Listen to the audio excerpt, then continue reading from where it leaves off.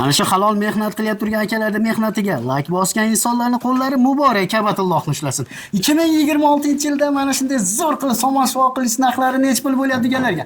Mehnat halol akalardan. Bu somon suvoqni qaranglar, juda ham afzalligi ko'p bo'lar ekan. Yosh katta insonlarga, chaqaloqlarga nafas olishi juda ham yengil bo'lar ekan, agar mana shu tabiiyligida turadigan bo'lsa. Yozda salqin, qishda issiq bo'ladigan bu loy suvog'imiz, Farg'onaning Rishtonida usakalarimiz qaranglar. Lazerga qo'yib qo'yibdi burchaklarini.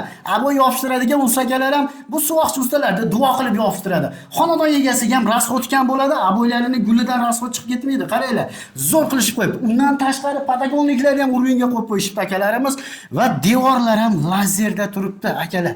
Bunaqasi bo'lmasa kerak. Mana buni qaranglar.